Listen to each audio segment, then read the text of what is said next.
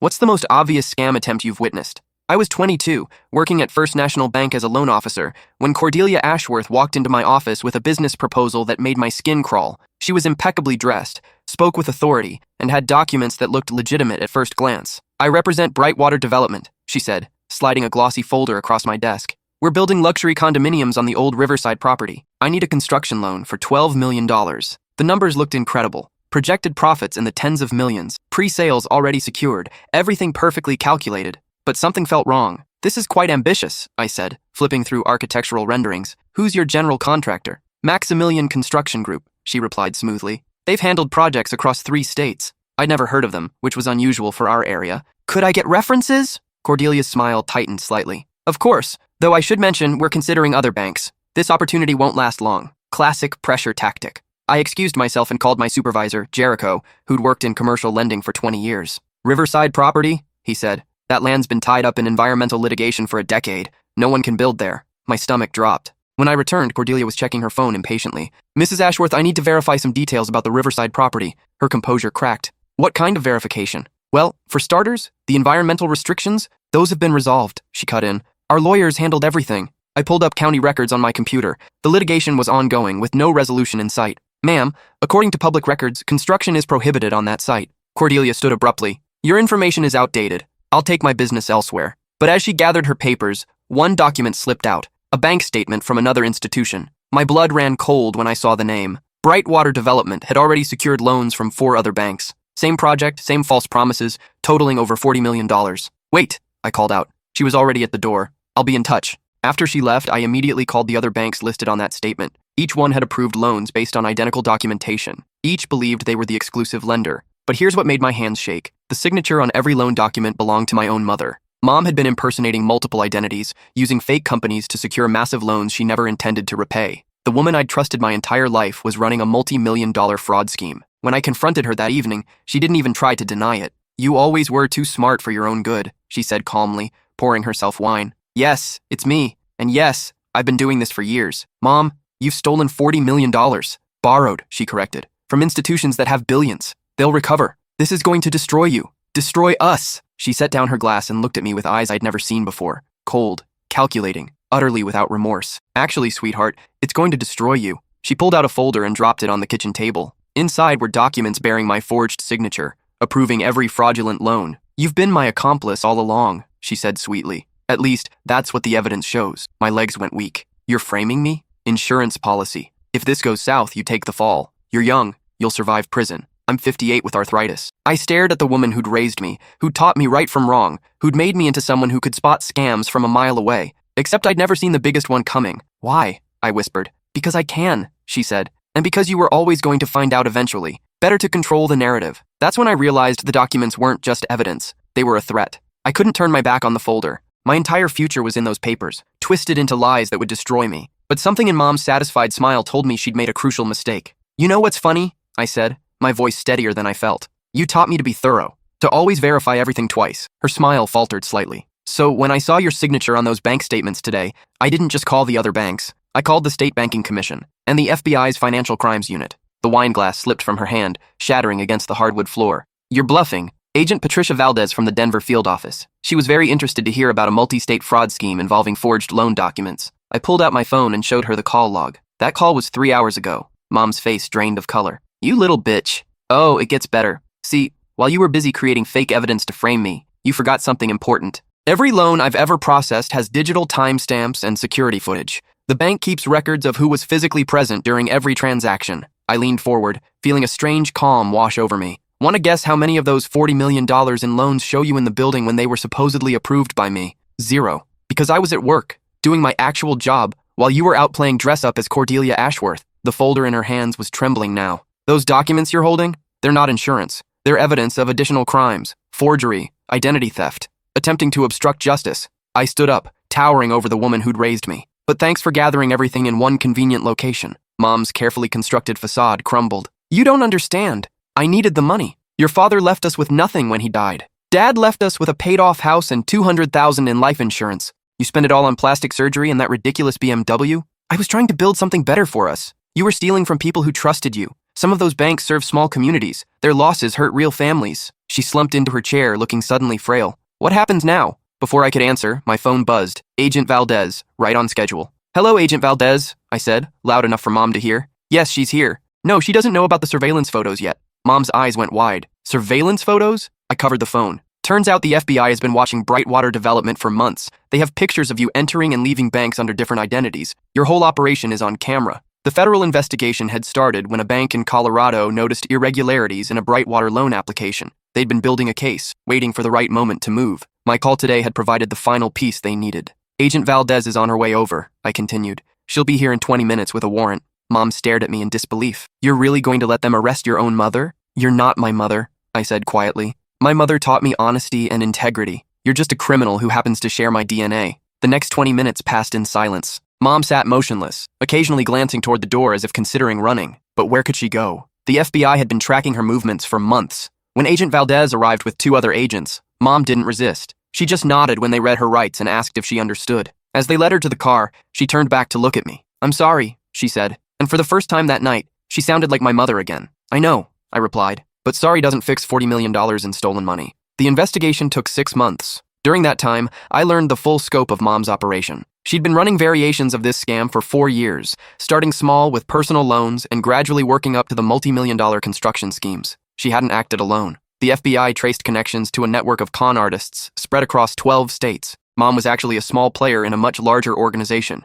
The real masterminds were based in Florida, running dozens of fake development companies and shell corporations. My testimony helped convict 17 people, including the woman I'd known my whole life as my loving, devoted mother. She was sentenced to 15 years in federal prison. I visited her once, about a year after her sentencing. She looked older, grayer, diminished by the orange jumpsuit and institutional setting. I know you probably hate me, she said through the glass partition. I don't hate you, I told her. I just don't know you. I'm still your mother. You're the woman who gave birth to me and raised me for 18 years. But the person who tried to frame me for her crimes, that's a stranger. She cried then quietly, pressing her palm against the glass. I was scared, she whispered. After your father died, I was so scared of being poor again, of going back to how we lived when I was a kid. I remembered the stories she'd told me about her childhood, growing up in a trailer park, wearing secondhand clothes, watching her own mother work 3 jobs just to keep food on the table. Being poor doesn't make you a criminal, I said. We would have been fine. You don't understand what it's like to have nothing. I understand what it's like to have everything and throw it away for greed. That was the last time I saw her.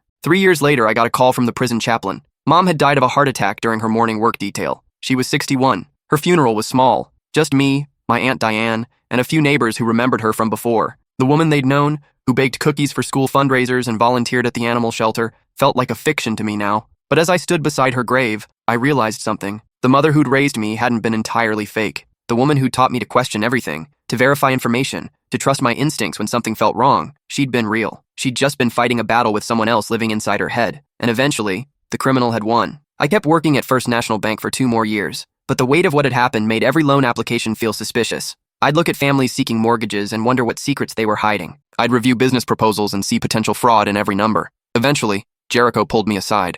You're good at this job, he said. Maybe too good, but you're not happy anymore. He was right. I'd become paranoid, cynical, unable to trust anyone's financial documents at face value. What if I told you there was a different way to use those skills? That's how I ended up working for the FBI's Financial Crimes Unit. Agent Valdez had been monitoring my work since Mom's arrest. Apparently, my ability to spot inconsistencies and my understanding of banking procedures made me valuable to their investigations. We need someone who thinks like a banker, but acts like a detective, she explained during my interview. Someone who can look at financial documents and see the stories they're really telling. The transition wasn't easy. Federal law enforcement operates differently than commercial banking. The stakes are higher, the consequences more severe. When you deny a loan application, someone might be disappointed. When you build a case that sends someone to prison, you change lives forever. My first major case involved a Ponzi scheme targeting elderly investors in Arizona. A man named Theodore Pemberton had convinced dozens of retirees to invest their life savings in a fake precious metals fund. The operation was sophisticated. Professional websites, glossy brochures, even fake storage facilities where investors could supposedly visit their gold and silver reserves. Pemberton had stolen over $8 million from people who could least afford to lose it. Working undercover, I posed as a potential investor and met with Pemberton at his Phoenix office. He was smooth, charismatic, exactly the kind of person who could convince your grandmother to hand over her nest egg. The beauty of precious metals, he explained, showing me fabricated charts and graphs, is that they're recession-proof. While the stock market crashes, gold holds its value. Everything he said sounded reasonable to someone without my background, but I could see the inconsistencies in his documentation, bank statements that didn't quite add up, storage receipts with sequential numbering that suggested they'd been printed in batches, insurance policies from companies that didn't exist. It took 4 months to build an airtight case. When we arrested Pemberton, we recovered less than $2 million. The rest had been spent on luxury cars, casino gambling, and a mansion in Scottsdale. At his sentencing, I watched the victims testify about the impact of his crimes. 68-year-old Margaret Chen had lost her entire retirement fund. 74-year-old Robert Taylors was forced to sell his home and move in with his daughter. Pemberton showed no remorse. Even when faced with overwhelming evidence, he maintained his innocence and blamed his victims for being gullible. He got 12 years. The work was satisfying in a way that banking never had been. Each case felt like a puzzle where solving it meant protecting people from predators, but it also meant constant exposure to the worst aspects of human nature. I investigated healthcare fraud that denied cancer patients life-saving treatments, investment scams that targeted military families, identity theft rings that destroyed innocent people's credit and reputations.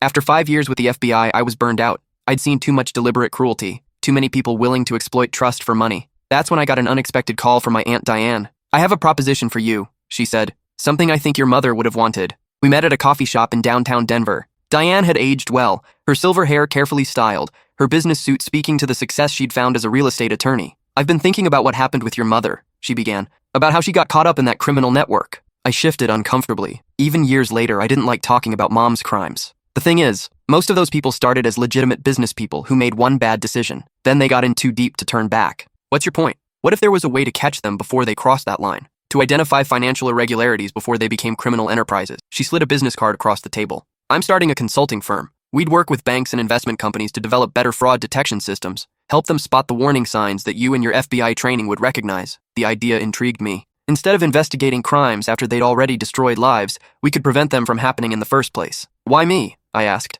"Because you understand both sides. You know how banks work, you know how criminals think, and you know what it costs when good people get hurt." I took a month to consider her offer. During that time, I wrapped up my final FBI case, a cryptocurrency scam that had stolen $12 million from investors across 6 states. The mastermind was a 24-year-old who'd convinced people he'd developed revolutionary blockchain technology. In reality, he was just transferring their money to offshore accounts and using it to fund a lifestyle of private jets and luxury vacations. When we arrested him at his Miami penthouse, he seemed genuinely confused about why he was in trouble. "It's not like I was hurting anyone," he protested. "These were rich people who could afford to lose a few thousand." But reviewing the victim impact statements told a different story. Teachers who'd invested their pension funds, small business owners who'd risked their life savings, a retired nurse who'd lost the money she'd saved for her grandchildren's college education. That case convinced me to accept Diane's offer. Clearwater Financial Consulting opened its doors 6 months later. Our first client was a mid-sized bank in Colorado that had been targeted by the same type of construction loan fraud Mom had been running. Working with their lending department, I developed a verification protocol that would have caught her scheme in the first application. Cross-referencing environmental databases, verifying contractor licenses, requiring physical site inspections for projects over $5 million. It felt good to build something protective instead of just pursuing punishment. Over the next 3 years, we expanded to work with credit unions, investment firms, and insurance companies across the western United States. Our fraud detection systems prevented an estimated $47 million in losses. But the case that defined my career came from an unexpected source. I was reviewing quarterly reports in my Denver office when Diane knocked on my door. "There's someone here to see you," she said. She specifically asked for the daughter of the woman who ran the Brightwater development scheme. My blood ran cold. After all these years, someone from Mom's criminal network had found me. "Should I call security?" "I don't think so. She's with a little girl and she looks terrified." The woman in our lobby was thin, nervous, clutching a manila envelope like her life depended on it. The child beside her, maybe 8 years old, had the same dark hair and frightened eyes. "Are you the person who turned in the Brightwater woman?" she asked. "That would be me. What's this about?" She glanced around nervously. "Can we talk somewhere private?" I led them to my office and offered them seats. The woman remained standing, still holding that envelope. "My name is Carmen Rodriguez. This is my daughter, Isabella. 4 years ago, my husband invested our life savings with Brightwater Development."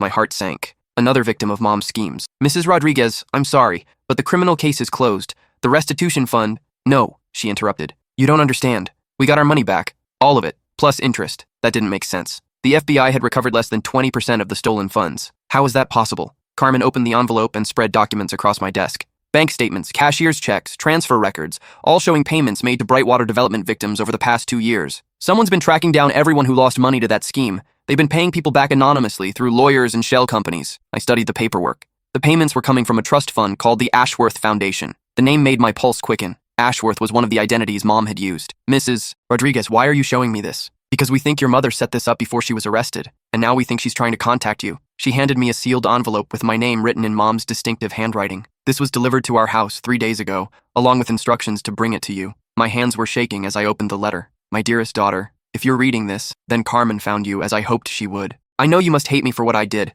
for what I tried to do to you. I don't expect forgiveness, but I need you to understand. Everything I stole, I've been trying to give back. The Ashworth Foundation has been my way of making amends from prison. I've been using money I hid before my arrest, plus profits from legitimate investments I made years ago. But I'm dying. The doctors say I have maybe 6 months. I need someone I trust to take over the foundation and finish what I started. I know I have no right to ask anything of you, but 43 families are still waiting for their money back. You're the only person who understands the full scope of what I did and has the skills to complete the restitution. There's $3.7 million remaining in the foundation accounts, enough to make everyone whole if it's managed properly. The keys to everything are in a safety deposit box at Rocky Mountain Bank, Box 847. Your name is already on the account. I know I failed as a mother in every way that matters, but maybe we can succeed together at being human. With love and regret, Mom. I read the letter 3 times before looking up at Carmen Rodriguez. How long have you known about this? About a year. We started talking to other victims when the anonymous payments began. Most people were just grateful to get their money back, but a few of us wanted to know who was behind it. And you figured out it was her?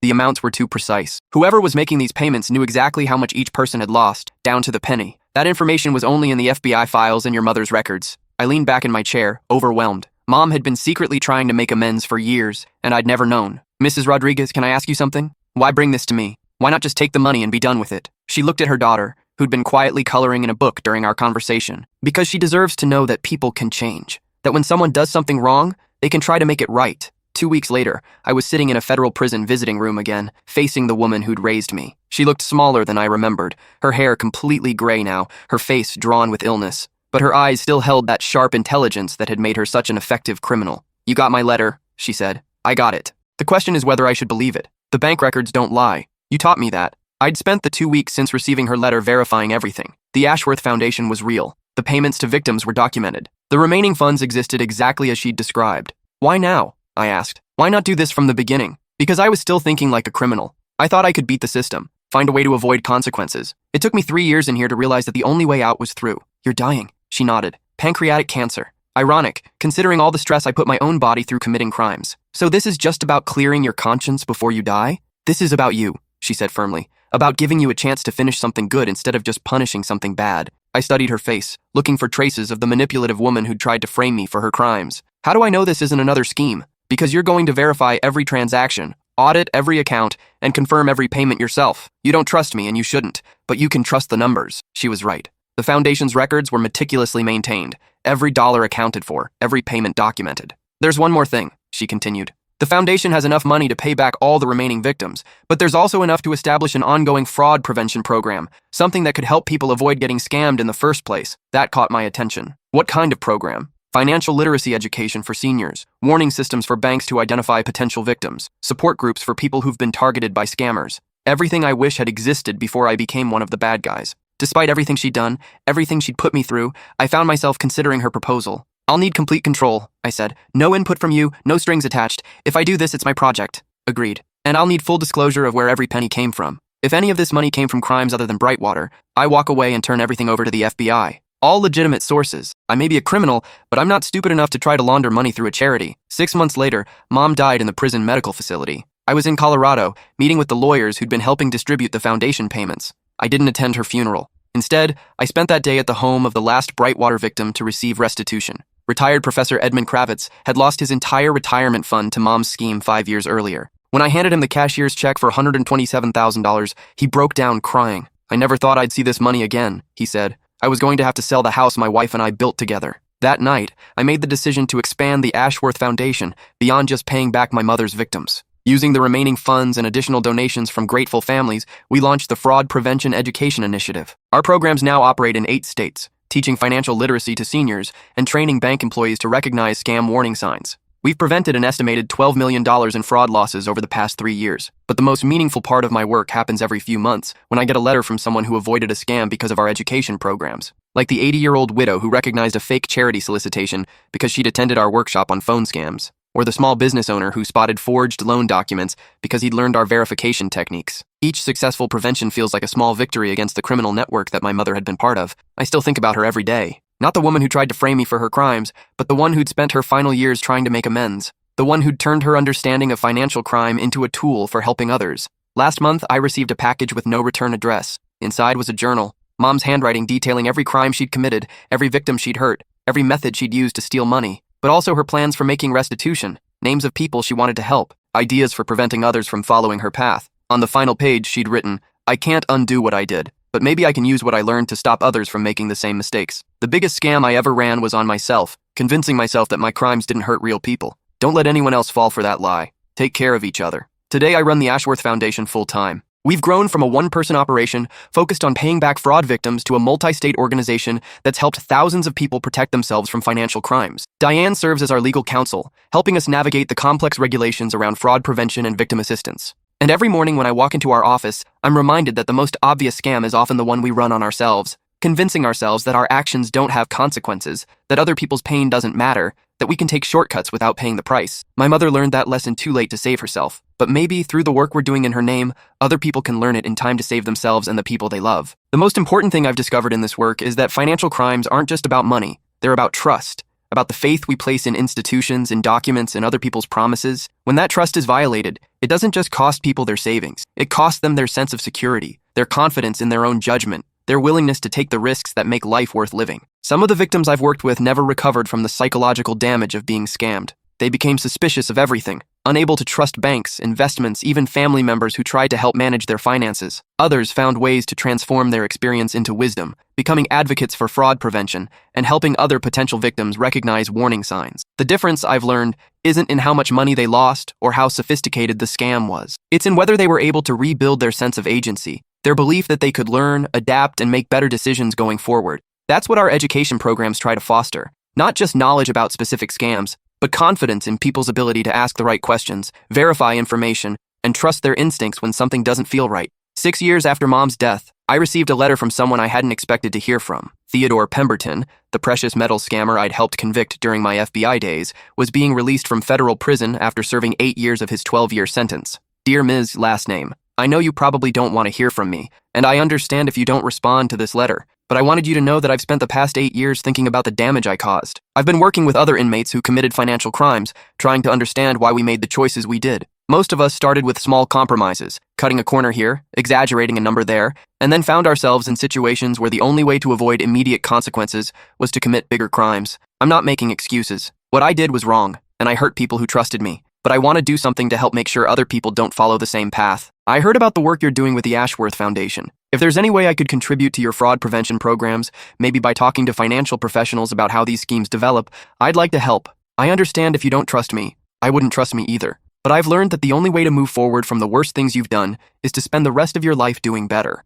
Sincerely, Theodore Pemberton. I showed the letter to Diane, curious about her perspective. What do you think? Is this genuine? Or is he running another con? She considered the question carefully. Maybe both. People can be genuinely sorry and still be looking for an angle. The question is whether there's a way to use his experience that minimizes risk and maximizes benefit. We decided to invite Pemberton to participate in a controlled way. He would speak to financial professionals about the psychological factors that led him to commit fraud, but always with a law enforcement officer present, and never with access to sensitive information about our operations. His first presentation was to a group of bank loan officers in Phoenix, the same city where he'd run his precious metals scam. I watched from the back of the room as he described his progression from legitimate businessman to federal criminal. It started with small lies, he told the audience, inflating my company's assets on a loan application, claiming experience I didn't have. Each lie got me a little more money, but it also made the next lie necessary. The first time I took money from an investor and used it for personal expenses, I told myself it was temporary. I'd pay it back as soon as my next deal closed. But the next deal required more money, which meant more investors,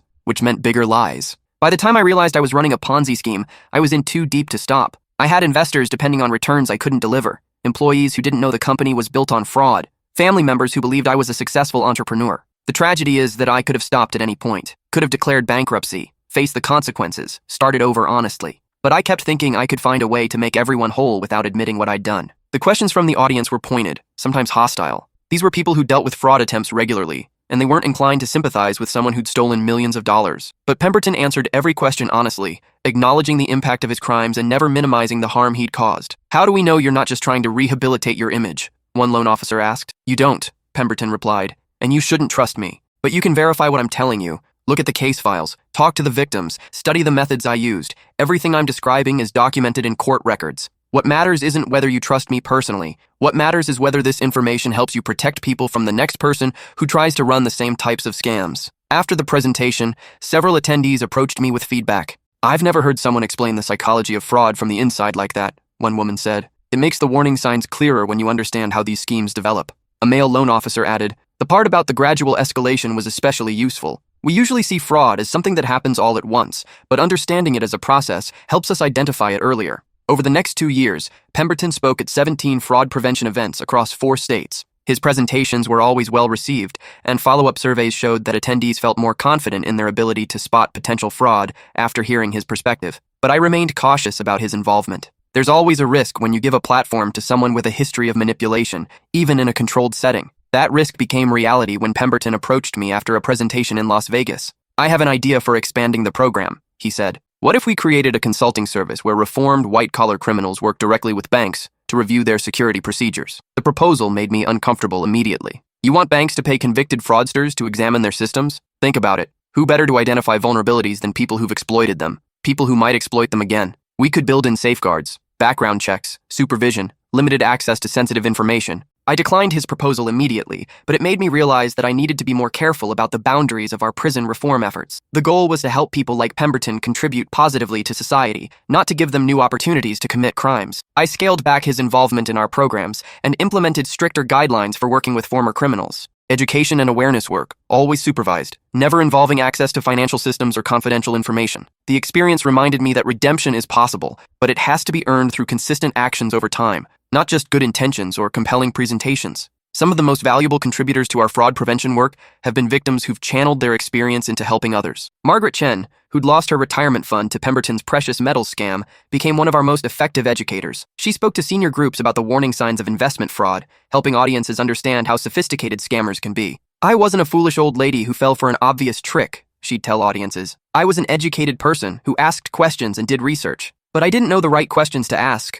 or where to find reliable information." Her presentations always included practical advice: how to verify investment licenses, how to research companies, how to recognize high-pressure sales tactics. But more importantly, she helped people understand that being targeted by scammers isn't a sign of weakness or stupidity. "These people are professionals," she'd explain. "They study psychology, they practice their presentations, they know exactly what to say to gain your trust. You're not stupid for believing them, you're human." Robert Taylors, who'd also been victimized by Pemberton, took a different approach. He worked with us to develop educational materials specifically for military families, who are often targeted by financial scams. "Military culture emphasizes following orders and trusting authority," he explained. "Scammers exploit that by presenting themselves as experts who know how to help service members maximize their benefits or protect their families." His workshops for military financial counselors were particularly effective because he understood the specific vulnerabilities and strengths of that community. The work taught me that effective fraud prevention requires understanding not just the mechanics of scams, but the psychological and cultural factors that make certain people more susceptible to specific types of fraud. Seniors face different risks than young adults. Military families have different vulnerabilities than civilian ones. Small business owners worry about different things than employees.